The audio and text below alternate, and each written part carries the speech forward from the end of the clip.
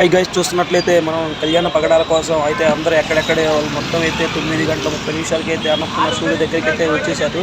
ఒకళ్ళు ఇద్దరు కాదు గైస్, నాకు తెలిసి 1,00,000 మందికి పైగా అయితే అన్నపూర్ణ స్టూడియో దగ్గరికి వచ్చేసారు. యూసఫ్గూడ నుంచి అదేవిధంగా జూబ్లీ చెక్ పోస్ట్ వరకు మొత్తం ఫుల్ ట్రాఫిక్గా ఉంది. 9:30 నుండి 10:30 వరకు మొత్తాన్ని అయితే లోపలే, నాకు తెలిసి కళ్యాణ్ కూడా లోపలనే ఉంచేశారు. మేమందరం అయితే కళ్యాణ్ కోసం వెయిట్ చేస్తూ ఉన్నాం. చూస్తున్నారు కదా, లక్షలాది రోడ్డు మొత్తం అయితే బ్లాక్ అయిపోయింది కళ్యాణ్ కోసం. అదేవిధంగా మనకైతే తనుజ రన్నర్ అయింది, అదేవిధంగా పవన్ కళ్యాణ్ అయితే విన్నర్ అయ్యాడు. కళ్యాణ్ పగడాల వాళ్ళ నాన్న అయితే బయటకు వచ్చి ప్రెస్ వాళ్ళకి అదేవిధంగా ప్రేక్షకులందరికీ అయితే థ్యాంక్ యూ మా కొడుకుని గెలిపించినందుకు అని థ్యాంక్ యూ చెప్పి వెళ్ళిపోతున్నాడు. అని మళ్ళీ అన్నపూర్ణ స్టూడియోలోకి చూస్తున్నారు కదా.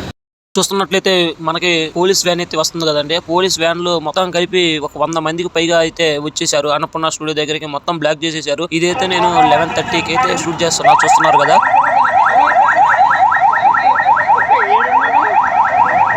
ప్రౌడ్ గా ఫీల్ అవుతున్నాం. చాలా మంచిగా కళ్యాణ్ కదా, రన్నర్ ఎవరు ఉండొచ్చు అనుకుంటున్నారు. సో అంతే మేడం, ఇప్పుడైతే విన్నర్ అయ్యాడు, కానీ మధ్యలో అమ్మాయిలు పిచ్చోడనే అని అలా ఏం లేదు.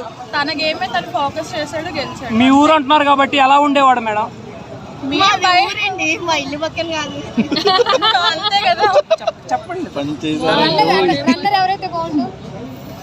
రన్నర్ రన్నర్ ఎవరండి? తనూజ. ఓకే.